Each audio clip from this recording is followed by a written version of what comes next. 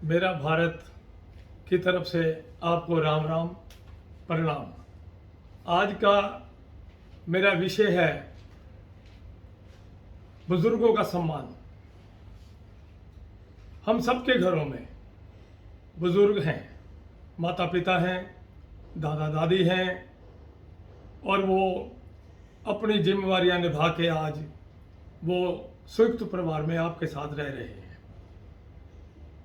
बिल्कुल रह रहे हैं, लेकिन अक्सर सुनने में मिलता है कि आज परिवारों में बुजुर्गों का सम्मान नहीं है, बुजुर्गों को एक किनारे बिठा दिया गया है।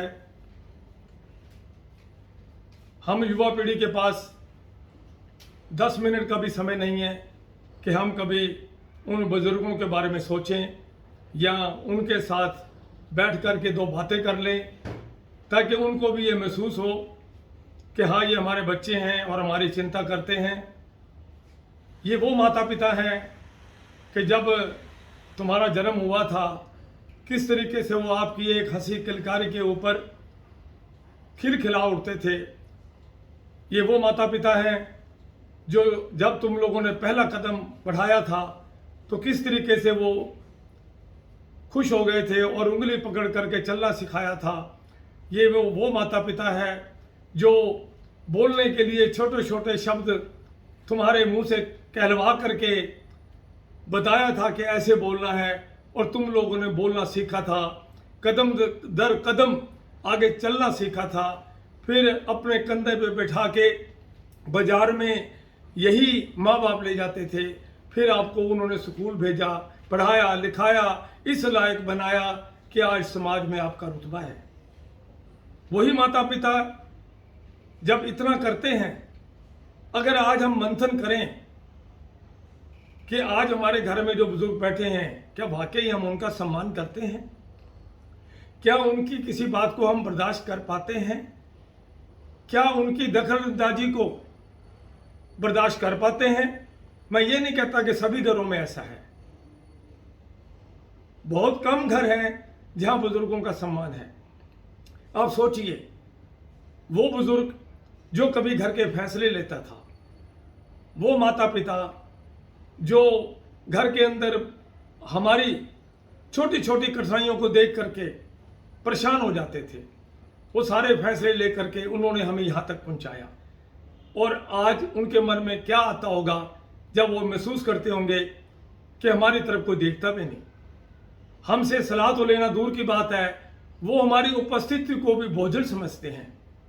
ऐसे बहुत से अखबारों में पढ़ने को मिला, सुनने को मिला कि बुजुर्ग निराश्रित होकर के घूम रहे हैं। कहीं यहाँ तक नौबत आई कि एक महिला, दिल्ली के अंदर एक महिला फुटपाथ पे पड़ी मिली। जब पुलिस वालों ने उससे पूछा कि तुम यहाँ क्यों बैठी रहती हो, तो उसने बताया कि मेरे बेटे चार हैं जो IAS अफसर हैं, लेकिन मेरे को उन्होंने घर से निकाल दिया। सोचिए कितनी दुखदायी बात है, कितनी बड़ी परेशानी है ये कि आज हम बुजुर्गों को ये सम्मान कर रहे हैं। एक ऐसी एक कथा आती है अनिरुद्ध जी की वृंदावन से, और उस कथा को सुनते वक्त हम देखते हैं कि उन्होंने एक ऐसे माताओं के लिए आश्रम बनाया है जो घर से निकाल देते हैं और वो आश्चर्य पाती हैं।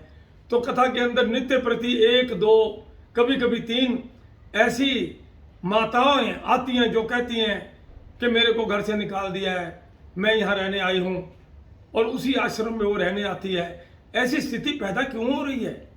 हमारी संस्कृति कहाँ लेके जा रही है हमें? आप सोचिए, मंथन कीजिए बैठ करके 2 मिनट।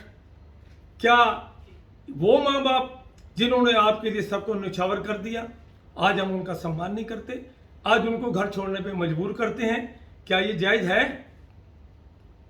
अगर मैं ये कहूं कि अगर हमने ज़्यादातर ये भी देखा है कि घर की बेटियां जब अपने माँ बाप का चेहरा देखकर उनकी भावनाओं को समझ सकती है, तो बेटे क्यों नहीं समझ सकते? मैं एक छोटा सा उदाहरण देता हूं। जिस प्रकार माँ बाप जो शब्द वो पहले पूछते थे अपने बच्चे से, आज भी वो अगर एक पिता ये पूछता है कि बेटा तेरी तबीयत कैसी है, तो थका हारा लग रहा है। तो वो बेटा पहले सुनता नहीं, फिर वो दूसरी बार पूछता है कि बेटे तुम्हारी तबीयत कैसी है। वो फिर भी परवाह नहीं करता। लेकिन जब वो तीसरी बार पूछता है तो बेटा झुंझला जाता है और उसके बुजुर्ग के साथ, अपने पिता के साथ अभद्र व्यवहार करता है कि आप मुझे दखलंदाजी मत करो, आप एक तरफ बैठ जाओ, मेरा क्यों समय बर्बाद कर रहे हो। सोचिए कि उस पिता को, जिस बच्चे को उसने बचपन से पाला, आज वो ये जवाब दे रहा है। वो उदास होकर के चला गया। कुछ ही देर के बाद उसके पिता की जो डायरी है वो उसके हाथ लगी और उसने डायरी को खोल करके एक पन्ने पे लिखा पाया कि मेरा बेटा आकर के तोतली भाषा में पूछता है कि कौआ कहाँ पर है, तो मैं उंगली का इशारा करके कहता था वहाँ पर है। वो नित्य प्रतिदिन पूछता था, यहाँ तक कि वो 100 बार भी पूछता तो बड़ी बड़ी खुशी होती। जब उसकी तोतली भाषा सुनता बड़ी खुशी होती कि मेरा बेटा आके मेरे से पूछ रहा है। एक तो ये कि ये सीख जाएगा, एक ये कि मुझे बड़ा अच्छा लगता था। सोचिए, ये पढ़ने के बाद उस बेटे के मन में मन भर आया, उसकी आंखों में आंसू आ गए। उसी समय वो वहाँ से खड़ा हुआ और जा कर के अपने पिता की गोदी में लेट गया और उसने माफ़ी मांगी। क्या सोचिए कि इस तरीके से अगर हम व्यवहार करेंगे, हम अपने बुजुर्गों को अटेंड नहीं करेंगे, वो बेचारे क्या महसूस करेंगे। आपकी थोड़ा समय देने पर, आपका उनसे ये पूछने पर कि पिताजी आपने खाना खा लिया, ये पूछने पर आपकी तबीयत कैसी है, ये पूछने पर कि आप कहाँ गए थे, आप सोचिए उनके ढेरों आशीर्वाद निकलते हैं। उस पिता के मन से आशीर्वाद निकलते हैं जो उस आशीर्वाद से आप फलीभूत होते हो। कहा गया है कि तुमेव माता च पिता तुमेव विद्या च द्रविणं तुमेव सर्वम च मम देव देव। अर्थात माता पिता को ईश्वर के तुल्य संज्ञा दी गई है। यही कहा गया है कि सब कुछ तुम ही हो। जब ईश्वर ने भी, भगवान कृष्ण ने भी अपने माता पिता की इतने सेवा की, हमारी संस्कृति के अंदर माँ बाप दादा दादी सबको संस्कारों के तहत मान सम्मान देना हमारा फर्ज है। मैं तो इतना कहूँगा कि आप जो करोगे आपके बच्चे भी वही देखेंगे। अगर आप बुजुर्गों को सम्मान देंगे तो आपके बेटे भी आपको सम्मान देंगे।